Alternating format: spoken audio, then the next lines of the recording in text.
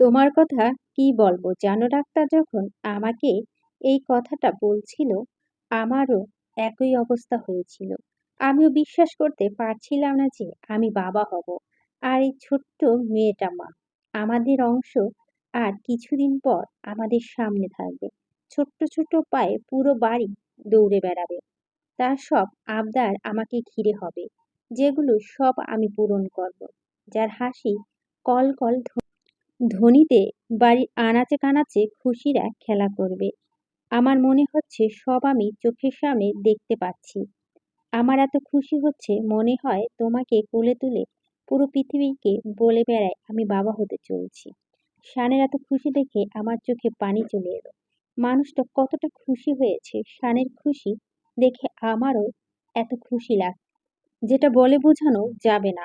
আমার শরীরে একটা ছোট্ট প্রাণ বেড়ে উঠছে, যে কিছু মাস পর আমার সামনে থাকবে, তাকে আমি ছুঁতে পারবো। ভাবতেই খুশিতে দম আটকে আসছে। শান কিছুক্ষণ চুপ করে থেকে তারপর আবার বলল, কিন্তু তোমার স্টাডি এভাবে মাঝপথে বেবি, আই থিঙ্ক তুমি হয়তো এখন চাওনি। আমি আর শান পুরো কথা বলার আগেই আমি আমার হাত দিয়ে ওনার মুখ চেপে ধরলাম, আর ওনার সামনে হাঁটু গেড়ে বসে বললাম, প্লিজ এই কথাটা বলবে না। আপনি জানেন আমি কতটা খুশি হয়েছি। এই বেবিটা খুব প্রয়োজন ছিল শান। আর বাকি রইল আমার মাস্টার, সেটা তো যে কোনো সময় শেষ করা যাবে, এবছর না হলে পরের বছর। এই চিন্তা করে কেউ কখনো নিজের জীবনে এত সুন্দর অনুভূতি গুলো নষ্ট করে নাকি? এখন আমি যদি কিছু চাই, তাহলে এই সময় এই অনুভূতিগুলো অনুভব করতে। শানের কপালে কপাল ঠেকিয়ে আমরা দুজন দুজনের দিকে তাকিয়ে একটা হাসি দিলাম। জীবনে যে ছোট্ট অভাবটুকু ছিল, সেটাও আজ পূর্ণ হয়ে জীবনটা রংধনু 7 রঙে দিয়ে সেজে গেল। এই অবস্থায় তুমি এত উপরে উঠছো কেন স্টুপিড? হঠাৎ এত জোরে কারো চিৎকার আওয়াজ শুনে আমি পিছু ফিরে তাকালাম। শান দাঁড়িয়ে, কিন্তু নড়াচড়া না করে। আমি একবার ওনার দিকে তাকিয়ে আবার নিজের কাজ করতে লাগলাম, আর পেরে গেথে বললাম, এই ছবিটা লাগাবো তাই উঠেছি। এখান থেকে পড়লে কি হবে? Have you any idea? Shaan রাগান্বিত কণ্ঠে বলল, কিছু হবে না, ছবিটা লাগানো হলেই নেমে যাব। এখনই নামো তুমি, প্লিজ। আপনি 2 মিনিট একটু চুপ করে দাঁড়ান, আমার কাজটা হয়ে যাবে। শান চিৎকার করে বলল, সোহা। আমি ওনার কথা পাত্তা না দিয়ে নিজের কাজ করতে লাগলাম। ছবিটা লাগিয়ে একটা বিশ্বজয়ী হাসি দিলাম। এতক্ষণে কষ্টটা সফল হলো। তারপর পিছনে ফিরে দেখলাম শান লাল লাল চোখে আমার দিকে তাকিয়ে। এতক্ষণে ভয় না পেলেও এখন ভয় লাগ। আমি ভীত চোখে তাকিয়ে একটা হাসি দিলাম। তারপর ধীরে ধীরে চেয়ার থেকে নামতে যাব, হঠাৎ আমার শাড়ির সাথে পা ভেজে পাটা পিছলে যেতেই আমি ভয় পেয়ে নিজের চোখ বন্ধ করে নিলাম। আমার বুকের ভিতর টিপ টিপ শব্দ দ্বিগুণ হলো। আমি কাঁপা কাঁপা হাতে নিজের পেটে হাত দিলাম। একটা স্বস্তির নিঃশ্বাস বেরিয়ে এলো। যাক, আমার বেবি ঠিক আছে। আমি আস্তে আস্তে চোখ খুলে সামনে তাকলাম। শানের চোখ থেকে যেন আগুন ঝরছে। আশেপাশে তাকিয়ে বুঝলাম আমি শানের কোলে। ব্যথা তো পাইনি। আর যদি শান না থাকতো তাহলে কি হতো আমার? শান আমাকে কোলে নিয়ে বিছানার দিকে বসিয়ে দিল। আমি মাথা নিচু করে রইলাম। শান গম্ভীর কণ্ঠে বলল, এখন কি হতে পারতো জানো তুমি? এত লাফালাফি করো কেন সবসময়? সরি। শান রেগে বলল, কিসের সরি? আজকে একটা অঘটন ঘটলে কি সরি নিয়ে আমি কি করতাম? কি প্রয়োজন ছিল ওখানে তোমার? আমি মাথা নিচু করে আমতা আমতা করে বললাম, আপনার ছবিটা লাগাতে গিয়েছিলাম। পুরো ঘরই লাগিয়েছি, শুধু এইখানটা বাকি ছিল তাই লাগিয়ে দিলাম। শান একবার পুরো রুম চোখ বুলিয়ে নিল। এতক্ষণ খেয়াল করলো পুরো রুম জুড়ে শানের ছবি লাগানো। সোহাকে চেয়ারের উপর দেখে মাথাটা এত গরম হয়ে গেছিল যে সেটা খেয়ালই হয়নি। শান জিজ্ঞাসু দৃষ্টিতে তাকিয়ে বলল, এসব কি করছো? আমি শানের দিকে তাকিয়ে ঠোঁট ফুলিয়ে বললাম, মা বলেছে এ সময় চোখের সামনে যা দেখবি বেবি দেখতে তেমনই হবে, তাই অনেকগুলো বেবির ছবি নিয়ে গেছিল, পরে এসে লাগিয়ে দেবে। আমি তো চাই আমার বেবি আপনার মতো হোক, তাই আমি পছন্দের ছবিগুলো লাগিয়েছি, যাতে ঘরে যেদিকে তাকাই শুধু আপনাকে দেখতে পাই। আর একা একা বসে বোর হচ্ছিলাম, তাই ভাবলাম নিজে লাগিয়ে নিই। শানের মুখে হালকা হাসি ফুটে উঠল আমার কথা শুনে। তবে একটি দীর্ঘশ্বাস ফেলে আমার পাশে বসলো। তারপর দু হাতে আমার মুখটা ধরে বলল, যাই হোক সুইটহার্ট, এই সময়টা তোমার একটু সেফলি থাকা উচিত। আমি চাই না তোমার একটু গাফিলতির জন্য আমার কোনো ক্ষতি হোক। আমি তোমাকে হারাতে চাই না, জান। এখন তুমি আর বেবি ছাড়া আমার জীবনে আর কিছু নেই। তাই একটু লাফালাফিটা কম করো। খুব ভয় হয় আমার তোমাকে নিয়ে। প্লিজ, অন্তত বেবির জন্য। আমি হেসে শানের বুকে চাপিয়ে বললাম, একদম চিন্তা করবেন না, আমার বা বেবি কিছু হবে না। আমি সবসময় আপনার সাথে থাকবো, বুঝছেন বাইয়েনি চান। যদি কখনো মরে যাই তাও কিছু ছাড়বো না। খুশি এবার? শান আমাকে বুকের সাথে চেপে ধরে বলল, সোহা, এসব কি ফালতু কথা বলছো তুমি? কিছু হবে না তোমার। এসব কথা আরেকবার বললে আমার থেকে খারাপ কেউ হবে না। আমি হেসে বললাম, ওকে, কিছু হবে না। আমি সারা জীবন আপনার পাশে থাকবো। আমি তো কথার কথা বলেছিলাম। এত হাইপার হচ্ছ কেন? যাই হোক, ওদিকে কাজ হয়ে গেছে। বাকিটা বাড়ির সবাই সামলে নেবে। এখন কথা না বলে একটু রেস্ট নাও। আমি শুয়ে পড়লাম। শান আমার কপালে একটু চুমু দিয়ে দিয়ে আমার মাথা হাত বুলিয়ে দিয়ে ইশারায় বলল, চোখ বন্ধ কর। আমি চোখ বন্ধ করে একটু হাসলাম। আসলে বাড়ির সবাই আমার প্রেগন্যান্সি খবর শুনে এতটা খুশি হয়েছে যে আমার আর বেবির সুস্থতার জন্য আজকে বাড়িতে অনেক গরিব দুঃখী খাওয়ানো হয়। আমার আম্মু আমার আমার জন্য এত এত আচার নিজের হাতে বানিয়ে নিয়ে এসেছে, যেন বাহিরের কিছু না খাই। আব্বু এখনই বাবুর জন্য খেলনা কিনে নিয়ে এসেছে। আম্মু আমার কপালে চুমু দিয়ে বলল, আমি তো বিশ্বাসই করতে পারছি না আমার সেই ছোট্ট মেয়েটা এখন নিজেই কারো মা হবে। আমি প্রত্যুত্তরে শুধু হাসলাম। আর প্রচন্ড লজ্জা লাগছিল। কেন জানি এই অবস্থায় বাবা মায়ের সামনে বসতে পারছিলাম না। শাশুড়ি মা তো বলেই দিয়েছে, ওনার নাতি বা নাতনি যেই আসুক না কেন ওনার হাতের তৈরি কাঁথা ছাড়া কিছুই ব্যবহার করবে না। তাই এখন থেকে উনি বাবুর জন্য কাঁথা সেলাই করা শুরু করেছেন। ভূমিকা আপু বলে ফেলেছেন। অবশেষে আমাদের অপেক্ষার অবসান শেষ হলো। এখন আমাদের শাওনের ঘরে ছোট্ট অতিথি আসতে চলেছে। এই একটা সংবাদ বাড়িতে যেন খুশির জল বয়ে এনেছে। আরশ ভাইয়া ছোট চাচু হওয়ার খুশিতে এখনই বাবুর নাম সিলেক্ট করার কাজে লেগে পড়েছে। সবাই খুশি দেখে আমার খুব খুব ভালো লাগছিল। আগে তো সবাই এমনিতে চোখে চোখে রাখতো, আর এখন তো চোখের আড়াল করে না। এক পা নিচে নামতে দেয় না। মুখ ফুটে কিছু চাইতে না চাইতেই সেটা হাতের সামনে পেয়ে যাই। শান্ত আমাকে পুরো নিয়ম-কানুনের মাঝে বেঁধে দিয়েছে। দিনে ২৪ ঘন্টা কি কি করব, কি কি খাবো, কি কি পরব, কতটা ঘুমাবো, এভরিথিং।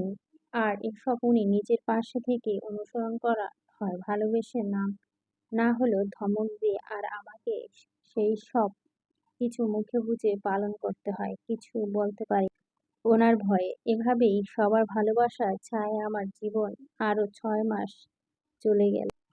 এই মাসেই আমার ৮ মাস হলো। শরীরের ভিতর বেশ পরিবর্তন হয়েছে। অনেক ভারী হয়ে গেছি।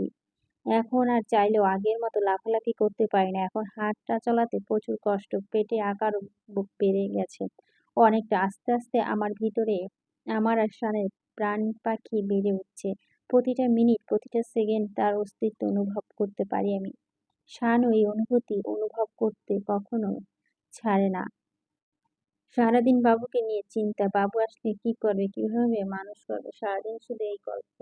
ওনার এসব পাগলামি দেখে সারাদিন শুধু নিজের মনে হাসতে থাকি আর ওনার কথা তাল মেলাতে থাকি। আগে থেকেই দেখে মোটা হয়ে গেছি। এখন শরীর সবসময় খারাপ লাগে। খাওয়া দাওয়া তেমন একটা করতে পারি না। খাওয়ার সামনে আসলে যেন ভিতর থেকে সব গেলে বেরিয়ে আসে। সময় অসময় ঘুম আসে, আবার অনেকগুলো রাত তো না ঘুমিয়ে কেটে যায়। আর ওই রাতগুলোতে শান আমার সাথে জেগে থাকে, আমার সাথে বসে বসে গল্প করে।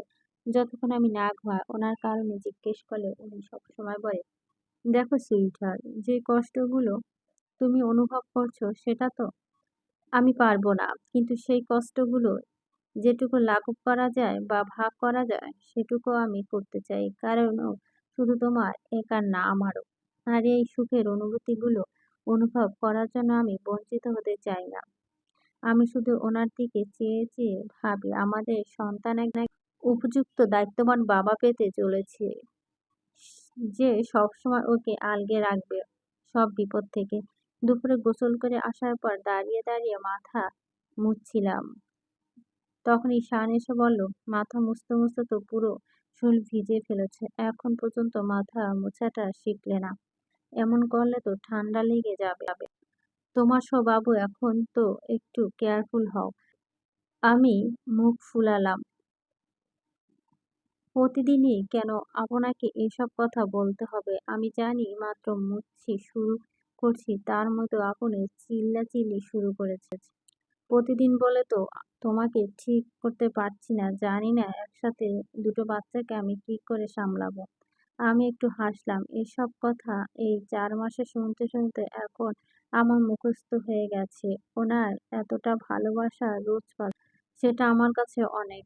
আমি ওনার গলা জড়িয়ে ওনার নাকের সাথে আমার নাক স্লেট করতে বললাম ভালোবাসা দিয়ে। শান হাসলো। ওনার রাগটা যত দ্রুত আসে তেমনিতেই দ্রুত চলে যায় আমার ভালোবাসাময় পাগলামিতে। শান আমার চুলগুলো মুছে দিয়ে আমার জন্য খাবার নিয়ে গেল। এই খাবার নিয়েই রোজ শানের সাথে আমার একটা ঠান্ডা যুদ্ধ চলেই যায়, যেখানে অলওয়েজ শানই হয়। শান আমার মুখোমুখি বসে আমার সামনে খাবার ধরল। হা করো। আমি একটু নাক উঠিয়ে বললাম, পরে খেলে হয় না? শান চোখ দেখিয়ে বলল, একদম না, এখনই খেতে হবে।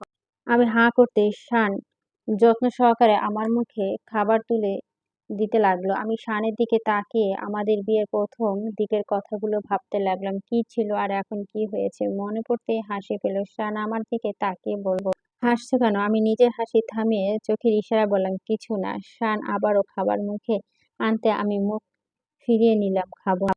খেয়ে নাও, না হলে শরীর খারাপ লাগবে, বমি আসবে। আচ্ছা, একটু পরে খাও। আমি হতাশ হলাম। উফ, তারপরে খাইয়ে ছাড়বে?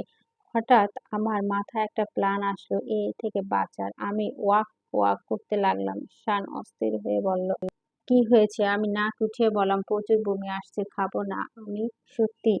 আমি ইনোসেন্ট মুখ করে জোরে জোরে মাথা ঝাঁকালাম। শান বলল, ওকে, তুমি রেস্ট নাও, আমি এসব রেখে আসছি। শান চলে গেল। আমি বিশ্বজয়ী একটি হাসি দিলাম। যাক, আজকে বেঁচে গেলাম। আমি বিছানার পিছনে বালিশ দিয়ে হেলান দিয়ে হঠাৎ আমার মনে চাইলো আইসক্রিম খেতে, যদি জানি শান খেতে দিবে না। তারপর আমি পেটে হাত দিয়ে বললাম, উফ সোনা রে, যে এসব খাবার খেতে ইচ্ছে হয়, তুই তো জানিস তোর বাবাকে এই সময় তো এসব একদম খেতে দিবে না। আমার মনটা খারাপ হলো। তারপর ভাবলাম একবার বলেই দেখি শান নিচ থেকে আসতে আমি চোখ ছোট ছোট করে শানের কাছে আবদার করে বললাম, শোনো না, আমার না আইসক্রিম খেতে ইচ্ছে করছে, প্লিজ এনে দিও না। আমার কথা শুনে শান রেগে আমার দিকে তাকিয়ে বলল, ভালো জিনিস খেতে চায় না, দেখলেই বমি আসে, আর যেসব জিনিস খেলে শরীর খারাপ করে সেই খাবার হাঁ করে থাকো। আমি আহত কণ্ঠে বললাম, প্লিজ, কিছু হবে না, খাবো আমি। একদম না, চুপচাপ ঘুমিয়ে যাও, বিকালে হাঁটতে যাবে। আমার এত রাগ হলো আমি শোয়ার জন্য বালিশ ঠিক করতে শানকে শুনিয়ে বেবিটাকে বললাম, দেখেছিস তো, তোর বাবা আমাকে একদম তোর পছন্দের জিনিসগুলো খেতে দেয় না, সবসময় এমন করে। আমি তো কিছু বলতে পারছি না। কবে যে তুই আসবি আর তোর বাবাকে ইচ্ছে মতো বকে দিবি সেই অপেক্ষাতে আছি। শান আমার পাশে বসে বলল, আমার প্রিন্সেস কখনো তোমার কথা শুনবে না, কারণ ও জানে ওর মা কতটা কেয়ারলেস। ও বাবা যা করছে সেটা ও ভালোর জন্য। আমি ভুরু কুঁচকে বললাম, মেয়ে হবে? কে বলল আপনাকে? আমি জানি ছেলে হবে। মেয়ে? আমি বলছি ছেলে। ওকে, বেবিকে জিজ্ঞেস করো না, ও কি করে বলবে? বলবে, জিজ্ঞেস করো। আমি পেটে হাত রেখে বললাম, সোনা বল, তুই কি আমার প্রিন্স? শান ভুরু কুঁচকে বলল, কি বেবি, কিছু বলছো না তো? আমি বিরক্ত হয়ে বললাম, ধ্যাত, ও কি করে বলবে, পাগল নাকি? শান হেসে বলল, ওয়েট, একবার আমাকে দেখে। শান পেটের কাছে এসে হাত বুলিয়ে বলল, প্রিন্স, তোমার মাকে বলে দাও তো যে তুমি আমাদের প্রিন্সেস। আমি হাঁ করে ওনার কাজগুলো দেখছিলাম। কি করছে উনি? পাগল হলেন নাকি? কিন্তু আশ্চর্য হলো, সত্যি কথাটা বলতে বেবি জোরে পেটে কি করলো। আমি লাফিয়ে উঠে পেটে হাত রাখলাম। শান আমার দিকে তাকিয়ে খিলখিলে হেসে দেখলেন একবার। আমি রেগে বললাম, ধ্যাত পিচ্চি, বের হওয়ার আগেই বাবার দলে চলে গেছে।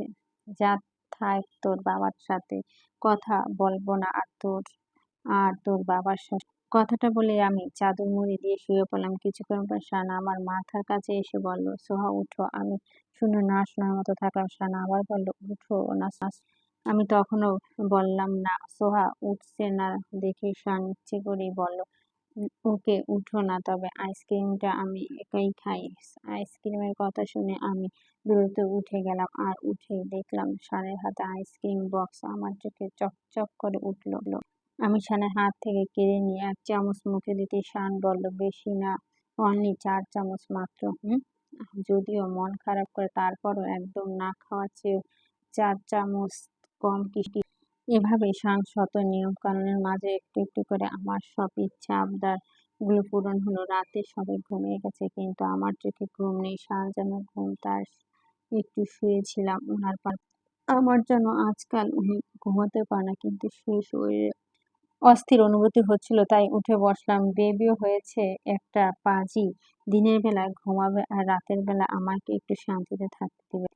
আমি বিছানা থেকে নেমে রুমের ভিতরে হাঁটতে লাগলাম। বাইরে খুব সুন্দর চাঁদ আলো দেখা যাচ্ছে। মন চাইছিল এই টাইমটা যদি বের হতে পারতাম। হঠাৎ রুমে নেভানো আলোটা জ্বললেই আমি একটু পিছনে ফিরে তাকলাম। দেখলাম শান বসে আছে। আমি গিয়ে বিছানার এক পাশে বসলাম। কি ব্যাপার, উঠে গেল কেন? তোমার শরীরে কি বেশি খারাপ লাগছে? না, তাহলে উঠে গেলে যে? আপনি তো জানেনই রাত বেলায় আমার খুব হয় না এই কয়েকটা যে সমস্যা। আপনি ঘুমিয়ে পড়ুন। শানা আমার হাত দুটো শক্ত করে ধরে একটা চুমু দিল। তোমার খুব কষ্ট হয় না সুইট হার্ট? এতটা কষ্ট হবে জানলে আমি কখনোই ভেবে নিতাম না। ওনার কথা শুনে আমি হাসলাম। কি বাচ্চাদের মতো কথা বলছি? বলুন তো, এই কষ্টের মধ্যেও কত সুখ আছে জানেন? আপনার কোনো অধিকার নেই আমাকে এই সুখ থেকে বঞ্চিত করার। শান দৃষ্টিতে আমার মুখের দিকে তাকিয়ে রইল, আর আমিও ওনাকে দেখতে পেলাম। হঠাৎ আমি বলে উঠলাম, আচ্ছা শান, বেবি আসার পর আপনার আমার প্রতি ভালোবাসা কমে যাবে না তো? শান আমার গলা জড়িয়ে বলল, না, বরং ভালোবাসাটা আরো বাড়বে। সুইট হার্ট, তুমি আমাকে এত বড় একটা গিফট দেবে, বাবা হওয়ার সুখ দেবে, তাহলে সে তোমার প্রতি আমার ভালোবাসা কি করে কমবে? আমার মুখের হাসি ফুটে উঠল। শান আবার বলল, চলো আমার সাথে। আমি অবাক হয়ে বললাম, এত রাতে কোথায় যাব? শান নাক টেনে বলল, চলো না, দেখতে পাবে। আমি আর কথা না বলে শানের সাথে চলে গেলাম। শান আর আমি আস্তে আস্তে বাড়ির সদর দরজায় ঠেলে বেরিয়ে এলাম। কোনো গাড়ি ছাড়াই বেরিয়ে গেলাম গেট থেকে। আমি শানের কর্মকাণ্ড দেখে একটু অবাক হলাম। এত রাতে বাইরে নিয়ে এলো আমায়। আশেপাশে কোনো মানুষ নেই, একদম জনমানব শূন্য। পুরো শহর জুড়ে যেন আমরা মাথার উপর থালার মতো চারটা, পুরো আকাশ জুড়ে আলো ছড়া। আর রাস্তায় সোডিয়াম লাইটের আলোয় দুপাশে পথটা আলোকিত হয়ে আছে। হালকা বাতাসে আমার চুলগুলো উঠছে। কিছুটা গিয়ে আমি শানকে প্রশ্ন করলাম, এত রাতে রাস্তায় কেন? শান আমার দিকে তাকিয়ে বলল, ভয় লাগছে। ভয় পেও না, আমি আছি তো। ভয় লাগছে না ভাব, এই সময় এখানে নিয়ে এলেন কেন? তোমার ইচ্ছে ছিল আমার কাঁধে মাথা রেখে এমন একটা জনমানবশূন্য রাস্তা হাঁটা। কথা দিয়েছিলাম তোমার সব ইচ্ছে পূরণ করো। তাহলে এটা ভুলে যাও। কি? শানের কথা শুনে আমার প্রায় 5 বছর আগে সেই রাতের কথা মনে পড়ে, যেদিন আমার প্রথম একে অপরের দিকে ভালোবাসার কথা বলেছিলাম। যখন শহরটা ঢেকে ভালোবাসা তোমার প্রতিটা ছয় খুঁজে পাবো তোমার কোনো এক বৃষ্টিমুখর সন্ধ্যা, নতুন করে আবারও প্রেমে পড়। তোমার ফাঁকা রাস্তায় সোডিয়াম আলো, হালকা আলোতে খালি তোমার কাঁধে মাথা রেখে হারিয়ে যাব তোমার সাথে। তখন শুধু তুমি আর তোমার উষ্ঠদয় দিয়ে আমার অধর ছুঁয়ে দিয়ে মিষ্টি করে বলে, ভালোবাসি। তোমার শত ব্যস্ততায় আমাদের ভালোবাসা যেন কখনো না হারায়। তুমি সবটা সময় শুধু দিবে আমায়। পুরো শহর জুড়ে ছেয়ে যাবে জনমানব শূন্যতায়। থাকবে না কেউ পিছু ডাকার, থাকবে না কেউ দূরে রাখা, থাকবে না কেউ আমাদের মাঝে আশ্রয়। রয়ে যাব শুধু তুমি আর আমি। এই শহরে লেনাদেনা হবে না আর আমার এক শহর ভালোবাসা। কথাগুলো মনে মনে আরো একবার আরকে নিতে মুখে হাসি ফুটে উঠল। এত বছরও শান নিজের কথা এইটুকু খেলাপ করেনি। সবসময় অক্ষরে অক্ষরে আমাকে দেওয়া প্রতিটা কথায় ভালোবাসা দিয়ে পূরণ করেছে। আমি নিজের পায়ে জুতোটা খুলে হাতে নিয়ে নিলাম। শান বলল, আরে করছো কি? জুতো খুলছো কেন? খালি পায়ে আপনার সাথে হাঁটবো বলে। আমি সেই দিন বলার সময় এটাও তো বলেছিলাম, ঠান্ডা লেগে যাবে তোমার। কিছু হবে না, একদিনই তো। শান আর কিছু বলল না, উল্টো নিজেই নিজের পায়ের জুতোটা খুলে হাতে নিয়ে নিল। আমি ওনার দিকে তাকাতেই উনি আমার কপালে ঠোঁট ছুঁয়ে একটু হাসলেন। আমি ওনার কাঁধে মাথা রাখলাম। উনি আমাকে এক হাতে জড়িয়ে ধরলো। আমার দুজনেই হাঁটতে লাগলাম অজানা গন্তব্য। কোথায় যাচ্ছি জানে না, শুধু হারিয়ে যেতে চাই আজ একে অপরের সাথে কোনো এক ভালোবাসার শহরে। আর বলতে চাই, এক শহর ভালোবাসা দিতে চাই তোমায়। সমাপ্ত। গল্পটি ভালো লাগলে অবশ্যই লাইক করবেন। এই গল্পটি সম্পর্কে আমার ভিউয়ার্সদের কিছু বলতে চাই। এই গল্পটি যখন আমি শুরু করি তখন মোটামুটি ভিউটা খুব ভালো ছিল। এরপরে আমার ভিউটা কমে যায়। কিন্তু আমার এক ভিউয়ার্স আমাকে সবসময় এই গল্পটার জন্য লাইক এবং কমেন্ট করে আমাকে উৎসাহ দিয়েছেন। তাই আমি চেষ্টা করেছি এর প্রতিটা পর্ব শেয়ার করার জন্য। ধন্যবাদ সবাইকে।